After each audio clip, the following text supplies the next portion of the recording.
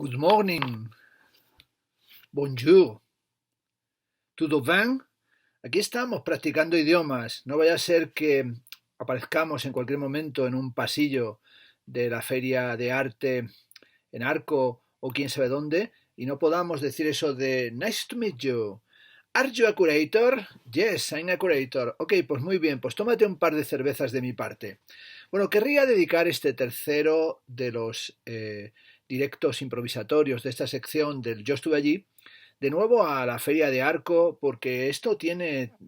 como tajo para estar ahí picando y abriendo la zanja, y ahí también se puede cortar, como dicen algunos, la pana o el bacalao. En cualquier caso, quería plantear ahora una cuestión que va a ser prácticamente de carácter metafísico, por no decir ontológico, o incluso ontoteológico, o a lo mejor hasta falocéntrico, o petrosexual, o metrosexual, o heterosexual radiofónico, o decolonizador eugenésico. En cualquier caso, ¿por qué no pensar que aquí está toda la terminología que tenemos y aquella que nos podamos inventar verdaderamente implicada para por lo menos conseguir que se haga un argumento que no digo que refute la teodicea, sino que establezca las bases para toda iglesia, o por lo menos para todo comportamiento ritual colectivo, y que funde lo que llamaríamos algo así como las reglas primigenias de la conformación del espacio institucional de todo aquello que es ferial o a todo aquello que tiene que ver con, digamos, la configuración de un sujeto que tiene un ego más grande que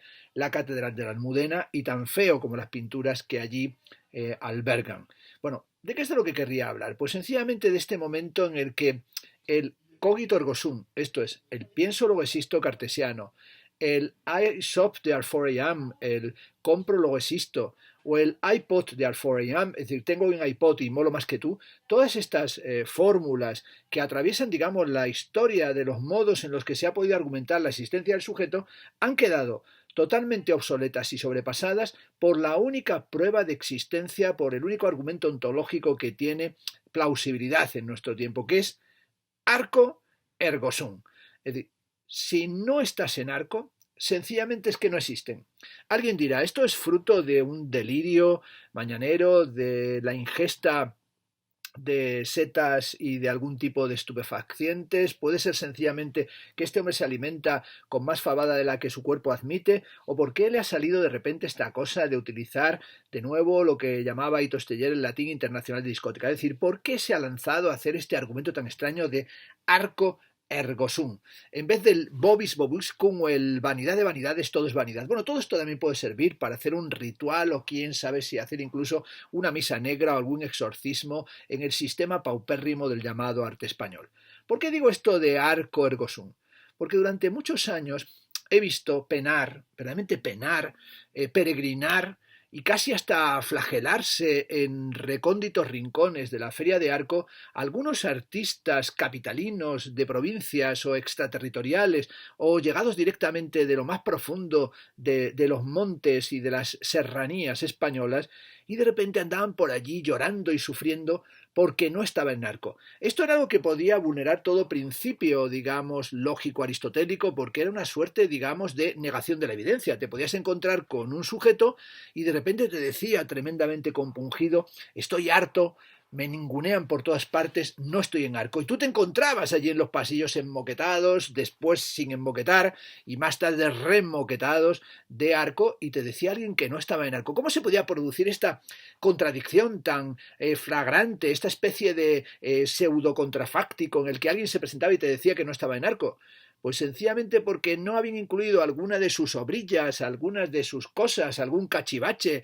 que hubiese hecho con un enchufe para que diera vueltas o para que se encendiera, alguna fotografía que había ampliado, una pixelización de su imaginario totalmente cochambroso. Resulta que no habían incluido ninguna de sus bagatelas, ninguna de sus menudencias, en ninguna de las impresionantes y majestuosas galerías, en ninguno de los stands de la feria madrileña.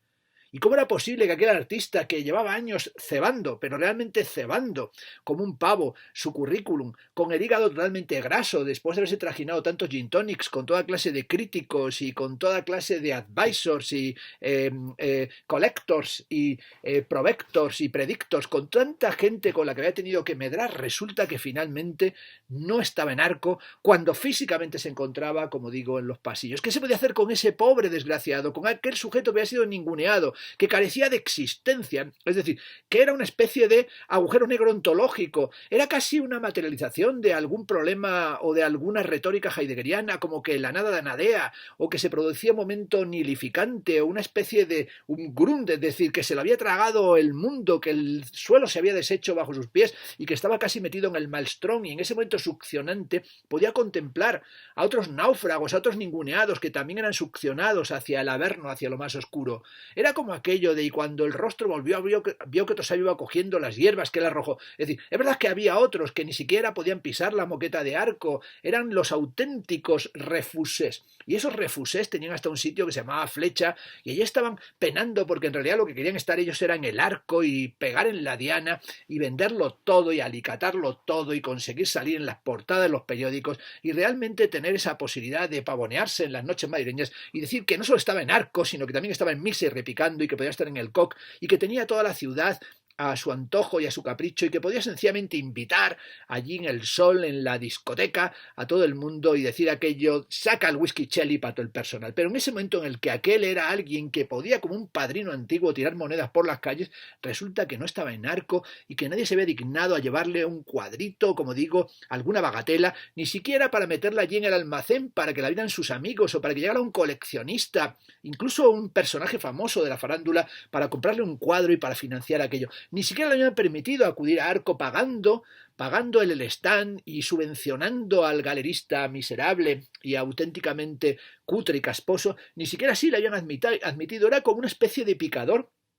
que incluso llevando el caballo y pagando a los banderilleros y llevando él mismo el toro, incluso llevándolo por los cuernos, no le permitieran torear en esa plaza magnífica que era Arco. ¿Qué es lo que había sucedido para que se produjera este extraño argumento ontológico del arco ergo sum? Pues sencillamente que habíamos caído en una especie de jibarización de nuestras cabezas, habíamos conseguido tragarnos la estupidez absoluta de que lo único que tenía importancia, lo único que tenía coherencia y consistencia, lo único que tenía una argumentación que iba desde las hipótesis hasta las conclusiones, con una argumentación que para sí la quisiera la silogística y toda la escolástica medieval, era Arco, porque por ahí pasaban todas las cosas, era lo único que tenía visos de poder salir en los periódicos, era allí donde se concentraban, como dije en otro vídeo, los presidentes de diputación, los concejalillos de pueblo, los que compraban para las colecciones, los que tenían allí una pegatina, una chapa en la que ponía los VIP, y tú mismo habías podido entrar con un carnet de VIP, pero estabas llorando y estabas penando porque no te habían colgado una obra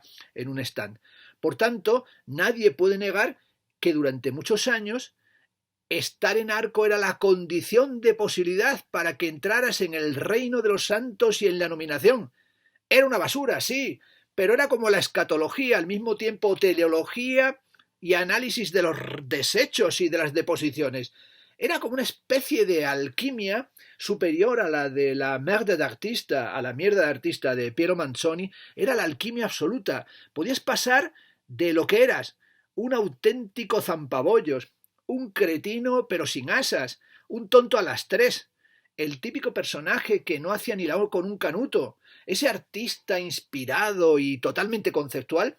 a de repente verte reducido al nihilismo, a la nada, al cero absoluto. Ni siquiera podías convertirlo aquello como una especie de pose despectiva de decir yo paso de todos estos mindundis, de todos estos mierders, en el fondo yo vendo todo en mi estudio y tengo colocadas todas mis obras y hasta soy capaz de ir con un puro encendiéndolo con billetes de qué sé yo, $100 en el momento pre-euro.